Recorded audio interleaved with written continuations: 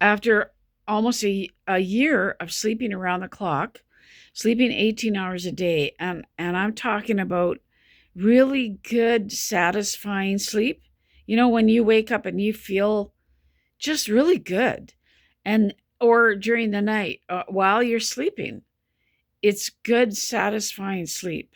It's not, you know, tossing and turning and nightmares, and this was good, restorative, happy sleep. It was good dreaming. It was, and it felt just, you know, I mean, it was good sleep, but sleeping 18 hours a day, your life is completely gone. Sleeping 3 hours, sleeping 3 hours a night, your life is screwed. Your life is done. You're so exhausted. You're living in fight or flight. You're living in a state of panic. You're not normal. You're in crisis. Your mind and your body are in crisis. Then to go to 18 hours of sleep, and it's good sleep and a satisfying sleep, but your life is gone. You're sleeping, you're in bed sleeping all the hours that everybody else is awake and at work and at their job and running errands. You're in bed asleep. Your life is completely gone. You're completely isolated. So during that, I mean, I'm sleeping 18 hours a day. I'd wake up, I'd have to shower, get dressed, do my makeup and hair, eat, make something to eat, go get groceries, go out for an hour or two, and now it's dark, it's evening, and come home. I watch TV for an hour or two, and then I'm in bed again for another 18 hours. It's 100% isolating. And then, so in that condition, I go to bed one night, my hearing's gone, I'm sleeping 18 hours a day. I go to bed one night, I wake up, something feels like it clicked in my sinuses or in my head. Something changed, and my hearing's back. My hearing's way too loud. And I start from that moment forward. I started sleeping only 1 or 2 hours a night. So my hearing's back. I went from 18 hours of sleep. My hearing's gone. I go to bed one night. I wake up. My hearing's back. And I'm sleeping only 1 or 2 hours a night. I go from 18 hours. I go from sleeping 3 hours a night for years. Then hearing loss. And I'm sleeping 18 hours a day. Then I start sleeping 1 or 2 hours a night, and my hearing's back. How is that possible?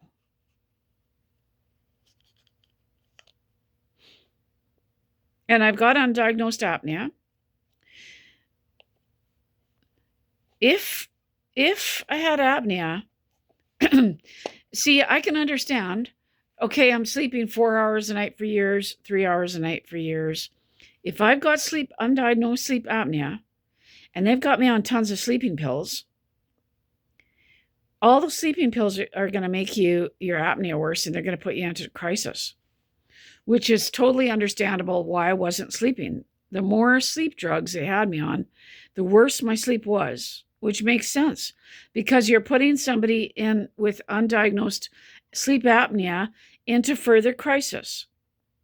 So when I was sleeping, when I had the hearing loss and I'm sleeping 18 hours a day, I was on all those sleep drugs. So what was the apnea doing? I slept 18 hours a night for almost a year. Where was the apnea? Where's the sleep apnea? When I was having such wonderful, delicious sleep. Was the sleep apnea gone for a year? Or what happened? And then then I go to bed, my hearing's back, and I sleep only 1 or 2 hours a night. I'm now in absolute crisis. I'm crazy. I'm in fight or flight. Highly suicidal. How can that happen? And I was having serious issues with the fluid in my ear. When I was sleeping 18 hours a day, it felt like I was plugged up with fluid in the ear. I wonder, when I went to bed that night and I woke up and then started sleeping only 1 or 2 hours a night, I'm almost thinking like the fluid, my ears opened up and the fluid went away and the sleeping got worse. Why would that be, though?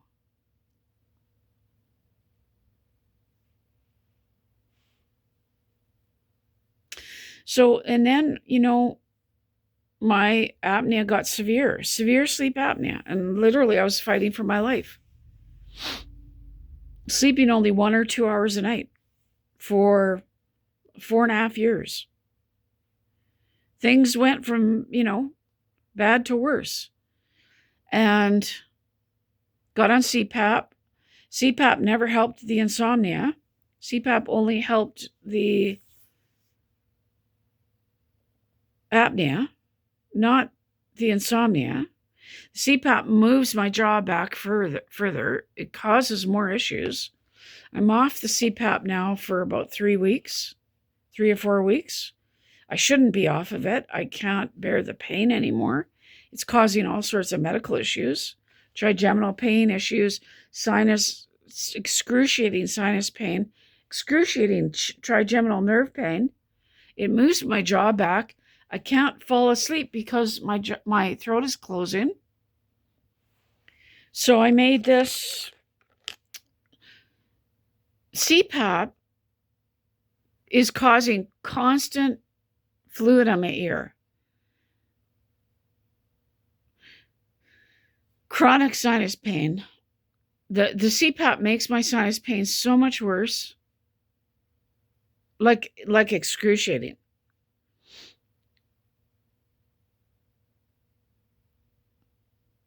CPAP was causing chronic fluid on my ear.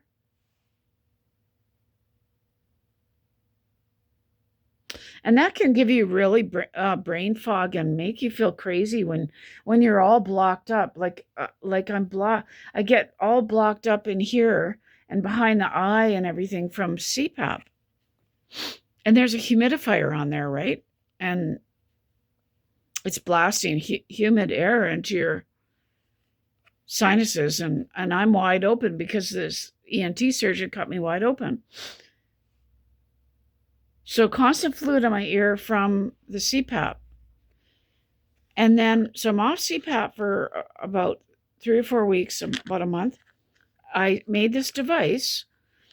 I noticed right away when I lay down, this device is making my ear open and close. It's absolutely affecting the fluid in my ear. I think it's opening my ear up. But this isn't real stable. It's kind of, my jaw moves back and forth a bit. It's not, a solid device where it keeps my jaw forward all night long and opens. But I think this is opening my ear up and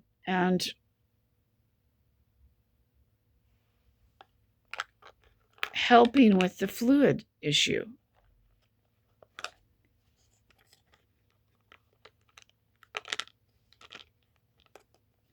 But it's so important. You know, these two videos, this one and the previous one, this is such an important issue. And there's something going on here that the doctors are overlooking, or it's above their heads, or we don't have a specialist who knows the answer, or this is just beyond what they understand, or maybe they know what's going on and they don't want to, there's nothing they can do, and they're not saying that, because I've seen doctors do that lots of times.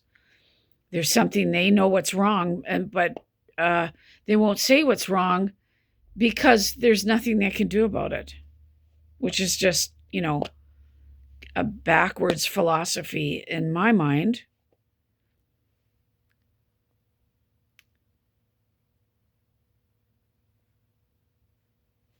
But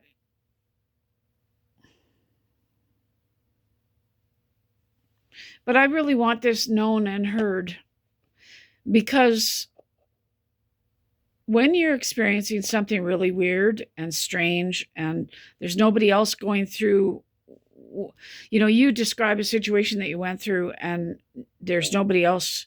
You've never met someone that's gone through this. There are always people who've gone through exactly what you're describing. You just haven't met them yet. So this crazy thing of me, going from sleeping 3 hours a night, the ear issues, sinus, fluid in the ear, the hearing loss, going from 3 hours a night of sleep to 18 hours a night for a year, hearing loss for 2 years, and then bang, like with the click of a finger, going from 18 hours a night of sleep to 1 or 2 hours a night. And my hearing's back. And now I'm fighting for my life because I'm so sleep deprived. My brain and body and mind are in crisis. That was in December 2017 when I went from 18 hours of sleep a night and severe hearing loss to 1 or 2 hours a night of sleep.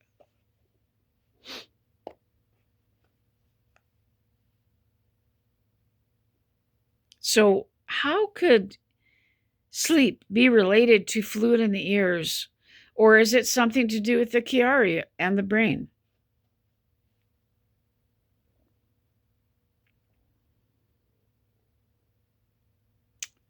If I've had apnea all these years, and I did, at 15 years old, I'm trying to open my airway, or a small airway, right? I've got a small airway as well as sleep apnea. So if I've had this all my life, how did I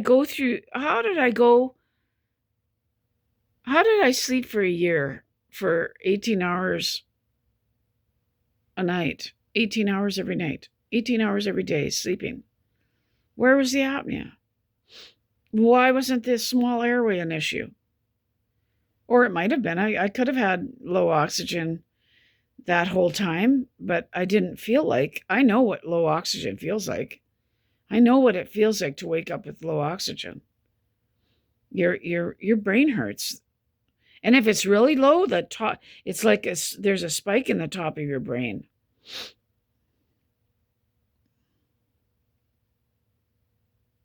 Anyway, so I can feel this opening I can feel the fluid opening and closing when I'm sleeping with this. 3 hours of sleep last night.